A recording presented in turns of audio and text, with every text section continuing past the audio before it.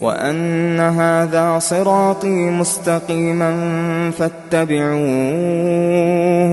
فاتبعوه ولا تتبعوا السبل فتفرق بكم عن سبيله ذلكم وصاكم به لعلكم تتقون.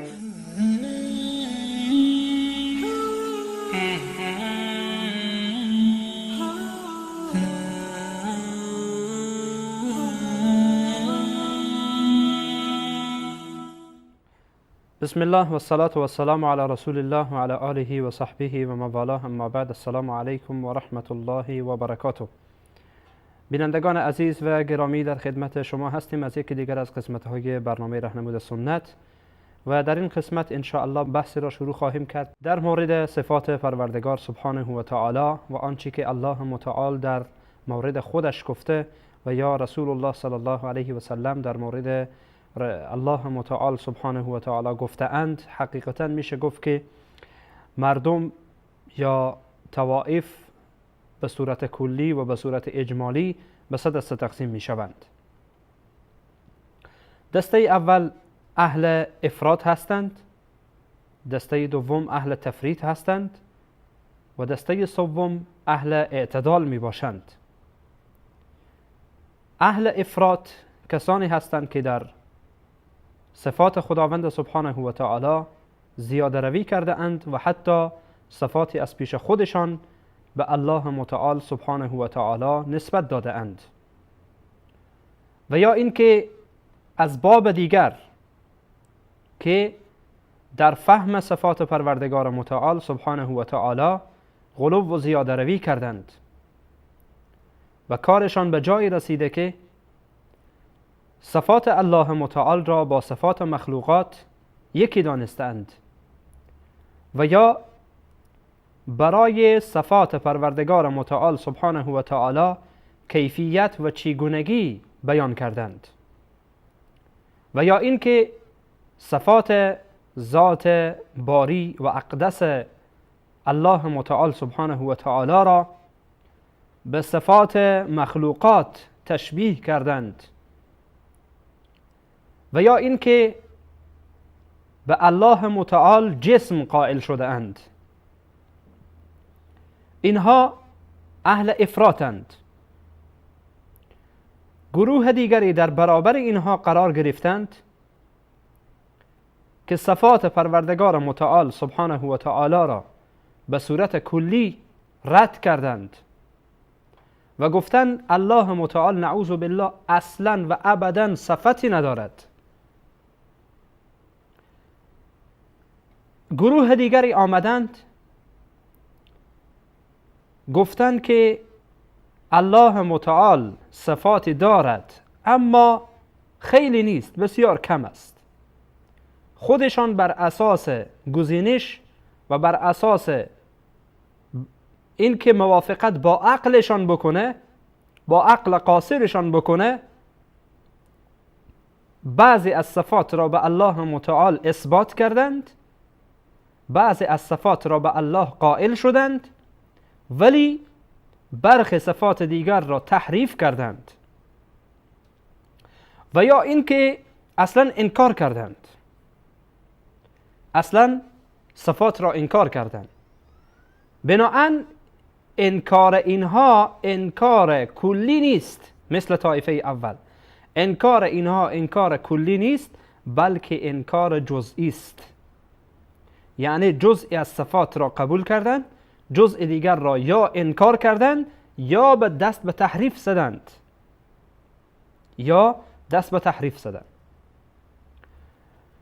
گروه دیگری در برابر اینها قرار گرفتند، یعنی گروه سوم که اهل اعتدالند، که همانا اهل سنت و جماعت می باشند. در باب صفات خداوند سبحانه و تعالی اهل سنت و جماعت عقیده آنها بر این است که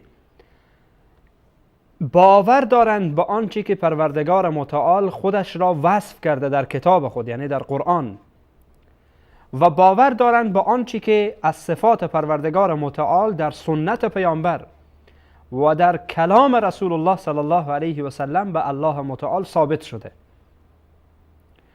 و این صفات پروردگار را صفات حقیقی می دانند، صفات مجازی نمی دانند. و صفات الله متعال سبحانه و تعالی را بدون تحریف، بدون تعطیل، بدون تکییف و بدون تمثیل قبول دارند که ما هر کدام از اینها را ان شاء الله توضیح خواهیم داد. هر کدام از این 4 معنا را که همانا معنای تحریف، تعطیل، تکییف و تمثیل، هر کدام از اینها را ان شاء الله توضیح خواهیم داد و فرق در میان اینها را نیز بیان خواهیم کرد. اما یک سنی و یک اهل سنت و جماعت باید این را بداند که عقیده او بر این است که آنچه که در کتاب خداوند در مورد صفات الهی آمده آن را قبول دارد و آنچه که در سنت پیامبر صلی الله علیه و سلم از صفات الهی ثابت شده قبول دارد و آنها را انکار نمی کند، آنها را تکییف نمی کند، آنها را تمثیل نمی کند، آنها را تحریف نمی کند و آنها را تعطیل هم نیز نمی کند. این عقیده کلی هست در میان اهل سنت و جماعت و آنچه که دلالت بر این اعتقاد و باور می کند آیات قرآن کریم و احادیث رسول الله صلی الله علیه و سلم و عقل سلیم است و عقلی که سالم باشد.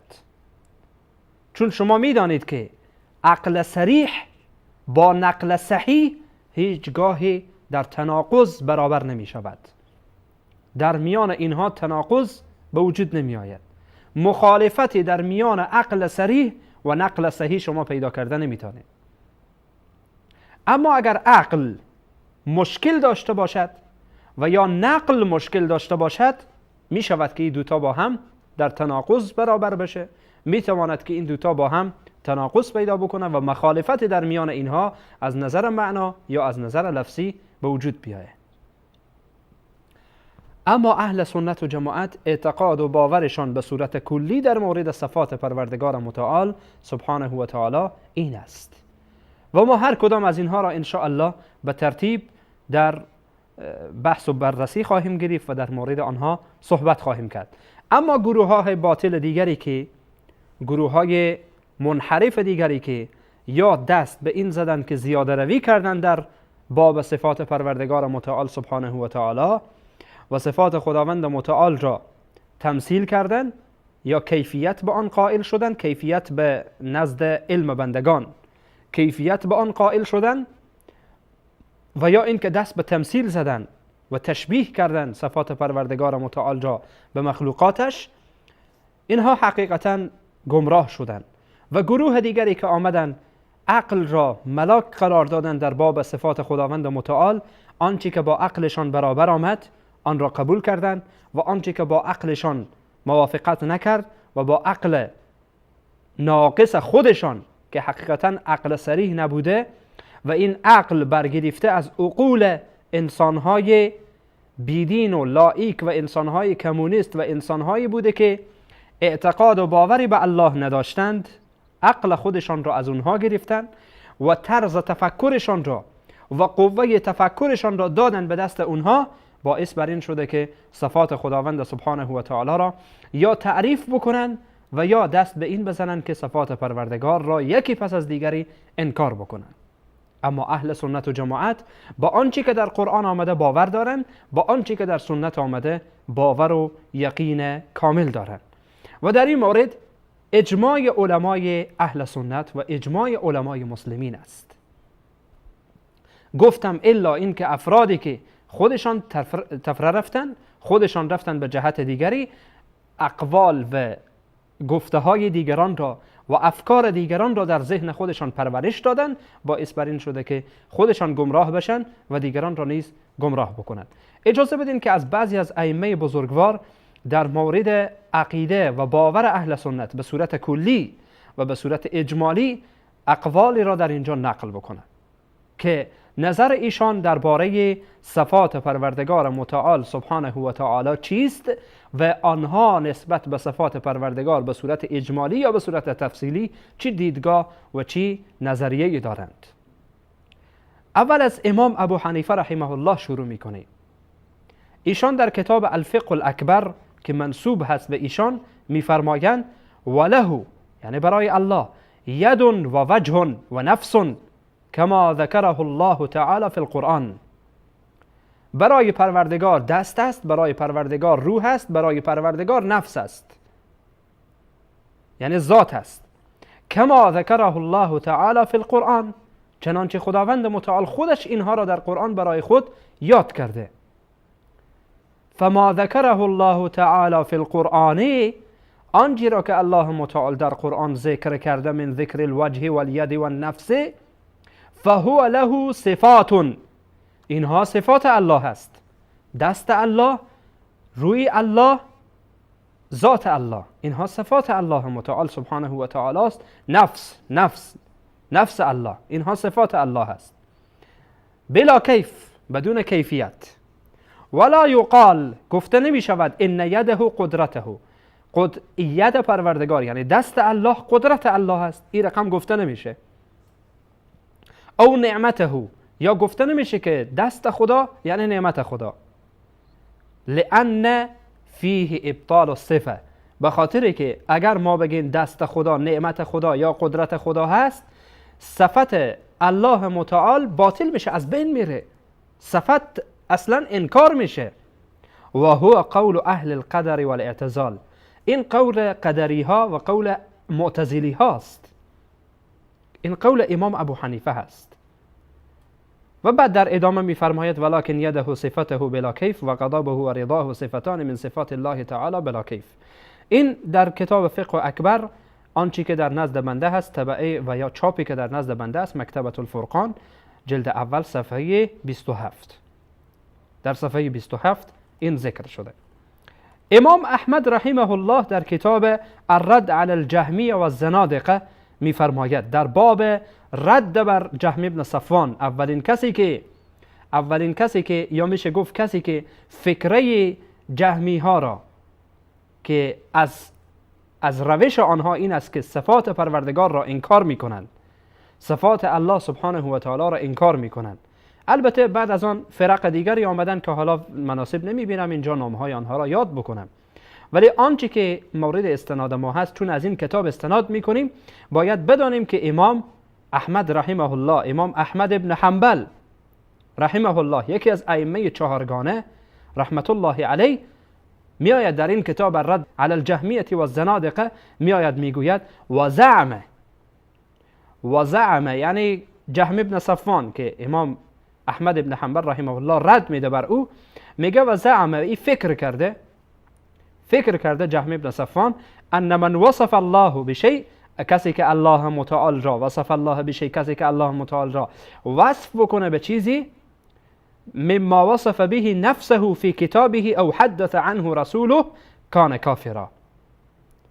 امام ابن حنبل از دید این فرد را میگه، جهم ابن صفوان یک گمراهه، میگه این فکر کرده که هر کس صفات پروردگار را، صفاتی که الله در قرآن گفته و پیامبرش در موردش حرف زده، اینها را برای الله ثابت کنه، به نظر او ای کافر میشه.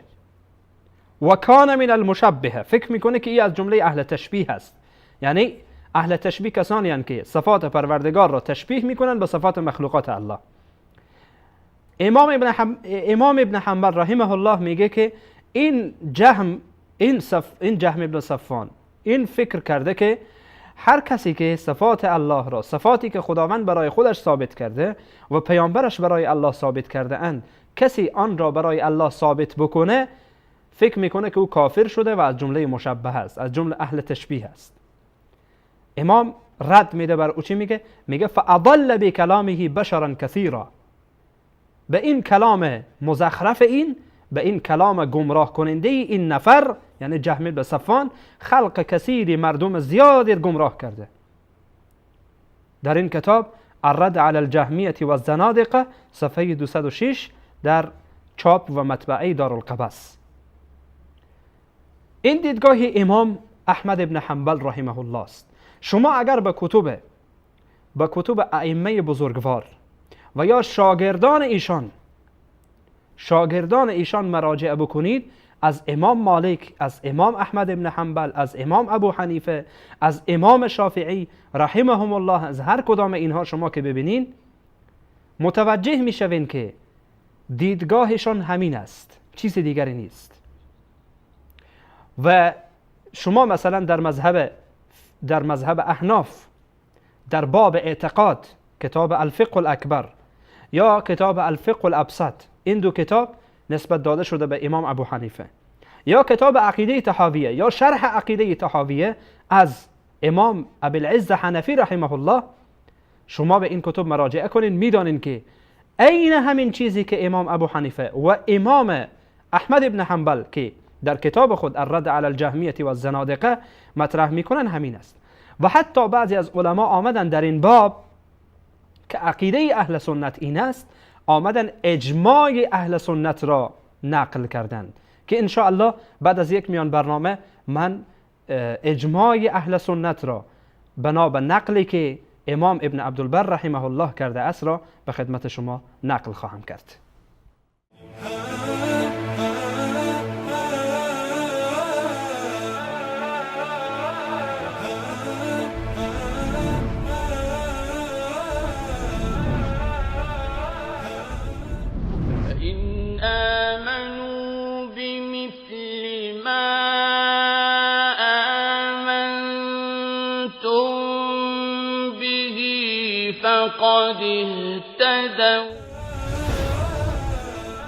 فإن آمنوا بمثل ما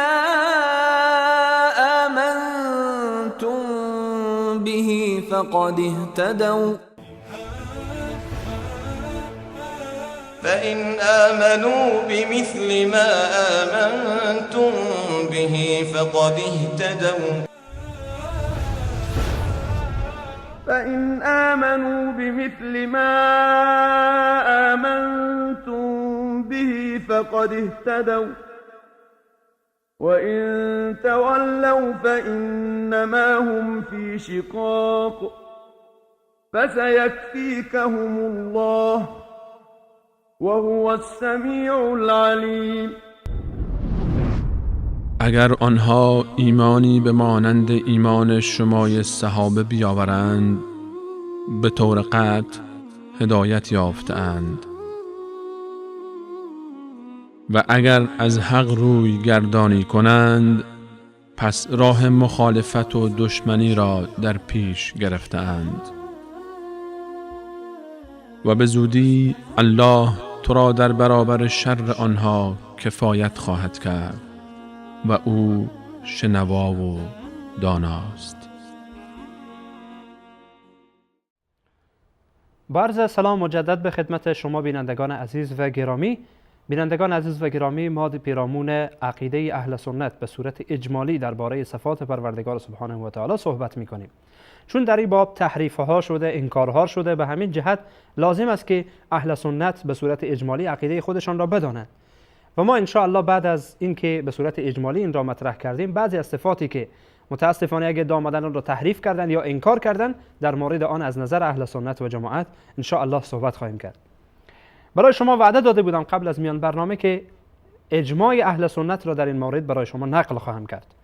امام ابن عبدالبر رحمه الله در کتاب التمهید، کتاب مشهور است، امام ابن عبدالبر رحمه الله متوفای سال 463 است، یعنی در قرن پنجم میزیسته، در قرن پنجم میزیسته و از علمای بزرگ مالکی هست.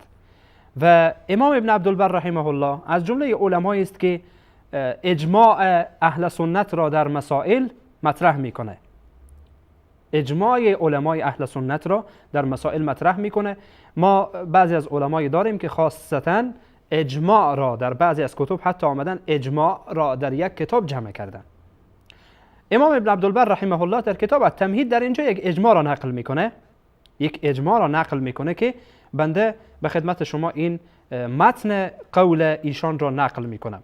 این نقل حقیقتا در کتاب التمهید آمده. التمهید از خود امام ابن عبدالبر هست رحمه الله، در جلد 7 صفحه 145. ایشان میگوید که اهل السنت مجموعون علی الاقرار بالصفات الوارده كلها فی القرآن و السنه. میفرماید که اهل سنت اجماع دارند بر اقرار و بر باور داشتن و بر اینکه صفاتی که در قرآن کریم و در سنت وارد شده اینها حقیقت است و از جانب الله متعال سبحانه و تعالی است و اینها در قرآن و در سنت ثابت شده، اقرار دارند به آن. و همچنین اقرار دارند و ایمان بها، ایمان دارند به آنها، و حملها علی الحقیقت لا علی المجاز، و باور دارند و اجماع دارند اهل سنت، اجماع دارند اهل سنت که صفات خداوند متعال که در قرآن و در سنت آمده بر سبیل حقیقت، نه بر سبیل مجاز. یعنی چی؟ حقیقت چیزیه که معنای واقعی و معنای همان شیء را مطرح میکنه. مثلا وقتی ما میگیم دست، منظور ما چیز دیگری نیست، همین دسته، همین دسته. ولی مجاز اگر بگین دست یعنی قدرت. مجازن، مجاز چیزیه که جمله مجاز جمله‌ایه که کلمه استفاده میشه که خلاف حقیقتش هست، خلاف حقیقت یا خلاف مراد شخص است، یا میشه گفت کنایه هست. کنایه همان چیزی که حقیقتا خلاف مراد متکلم باشه. مثلا وقتی که میگه دست، منظورش دست واقعی نیست، بلکه منظورش چیه؟ منظورش قدرته، منظورش نعمته، این هاست. مثل که گفتیم امام ابو حنیفه رحمه الله در کتاب الفقه الاکبر میگن که اهل اعتزال و قدریه چی میگن؟ میگن ید الله، دست خدا یعنی قدرت و یا نعمت الله. این مجازه، این معنای مجاز اونها گرفتن. ولی اهل سنت چی میگن؟ میگن که اهل سنت اجماع دارن. امام ابن عبدالبر رحمه الله اجماع را نقل میکنه، میگه اهل سنت اجماع دارن که حمل این صفات بر حقیقتش هست، نه بر مجازش. الا انهم لا یکیفون شیئا من ذلك، مگر اینکه اهل سنت با آن کیفیت نمیدهند. کیفیت نمیدن. وقتی میگن دست یعنی دست، اما اینکه چگونه دسته، مثل دست ما که 4-5 انگشت داره، آیا همین گونه دست؟ نه، این رو اهل سنت چیزی نمیگن، ساکتن در موردش، کیفیت نمیدن. چون اگر کیفیت دادن در باب تحریف داخل میشن. تحریف صفات الله متعال هست که با آن حقیقتا تعویل میگن که این اطلاق غلطه، اشتباهه، بلکه باید تحریف گفت برای آن، نه تعویل. بعد امام ابن عبدالبر رحمه الله ادامه میده، میگه ولا یحدون فیه صفة محصوره و اما اهل البدع والجهمیه والمعتزله كلها والخوارج فكلهم ينكرها. این گروه های باطل چی کار میکنن؟ انکار میکنن صفات پروردگار متعال را، که هر کدام از اینها، جهمی ها، معتزلی ها، خوارج، هر کدام از اینها از خود یک دیدگاه خاصی در این مورد دارن. ولا يحمل شيئا منها على الحقیقه، اینها معنای صفات پروردگار را بر حقیقتش حمل نمی کنند، حقیقت آن را نمی گیرند، بلکه می روند به طرف مجاز. به طرف مجاز میگن الله متعال وقتی گفته ید، منظور الله که متکلم است این نیست که ید یعنی دست، بلکه ید یعنی قدرت، ید یعنی نعمت. میگه این عقیده معتزلی هاست، این عقیده جهمی هاست، این عقیده خوارج است و اینها انکار میکنن و میروند به جهت دیگری. یا اینکه کلا صفت را انکار میکنن این گروه ها، یا این صفت را چیکار میکنن؟ به جهت دیگری آن را مزین میکنن و میگن که نه، منظور از این نیست، این است، حقیقتش نیست، مجازش هست. و یزعمون، و این فرق باطل فکر میکنن که ان من اقر بها مشبه، همان قولی که امام احمد رحمه الله میگفت. اینا فکر میکنن که هر کس که صفات پروردگار را به حقیقتش حمل بکنه و حقیقت آن را بپذیره و به طرف مجاز نره، میگن اون مشبهه، یعنی او تشبیه کرده صفات خداوند را به مخلوقات. و هم عند من اثبتها نافون للمعبود والحق فيما قاله القائلون بما نطق به کتاب الله و سنت رسوله و هم ائمه الجماعه. میگه این عقیده اهل سنت و جماعت، عقیده بزرگوارانی است که در مذهب اهل سنت و جماعت هستند. آنچه که در قرآن کریم آمده، آنچه که در سنت پیامبر صلی الله علیه و سلم آمده، همان را ما قبول داریم که بر سبیل حقیقت، نه بر سبیل مجاز. ما نه آن را تحریف میکنیم، نه آن را تعطیل میکنیم، نه آن را تمثیل میکنیم، نه هم برایش کیفیت میدهیم. که در مورد این که ما صفات پروردگار متعال سبحانه و تعالی را نعوذ بالله بیایم آن را کیفیت بدیم، یا اینکه تعطیل بکنیم، یا اینکه تحریف بکنیم، یا اینکه تمثیل بکنیم، ان شاء الله در برنامه آینده به صورت تفصیل در مورد این 4 بحث صحبت خواهیم کرد و توضیح خواهیم داد که اهل سنت و جماعت از اینها بیزارند و از این فکر بیزارند و این 4 وصف و این 4 عملیه را نسبت به صفات پروردگار سبحانه و تعالی انجام نمیدهند و معتقد به این 4 تا نیستند. در این برنامه و در این قسمت شما را به الله پاک بی همتا میسپارم. الله سبحانه و تعالی یار و مددگارتان باشد. السلام علیکم و رحمت الله و برکاته.